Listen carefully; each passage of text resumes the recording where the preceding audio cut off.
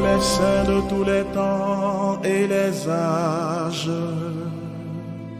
qui avaient marché dans la lumière du Seigneur.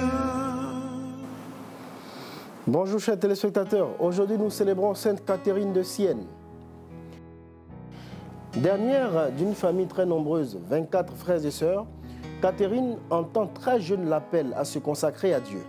À 16 ans, elle devient religieuse dominicaine et fait vœu de virginité. Ses ascèses et oraisons la font vivre en étroite union avec le Christ.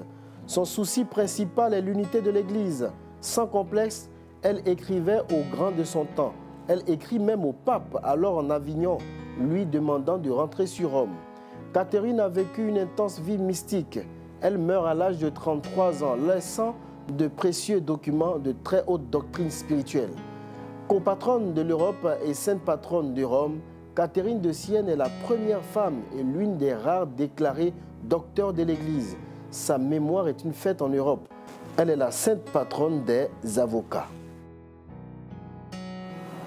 Catherine est la sainte qui a le plus aimé l'Église. Bien que consciente des fautes humaines des prêtres, elle a toujours éprouvé un très grand respect pour eux. Les prêtres dispensent à travers les sacrements et la parole la force salvifique du sang du Christ.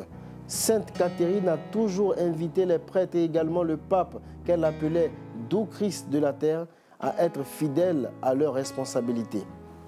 La Sainte de Sienne fut toujours animée par un amour profond et constant pour l'Église. Avant de mourir, elle dit « Alors que je quitte mon corps, moi en vérité, j'ai consommé et donné ma vie dans l'Église et pour la Sainte Église, ce qui m'est une grâce très particulière. » En la proclamant copatronne de l'Europe, Jean-Paul II dit d'elle, la jeune siennoise entra avec un regard sûr et des paroles de feu dans le vif des problèmes ecclésiaux de son époque.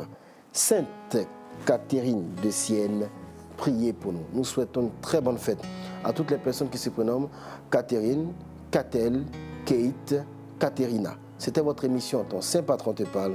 À demain. Les saints de tous les temps et les âges,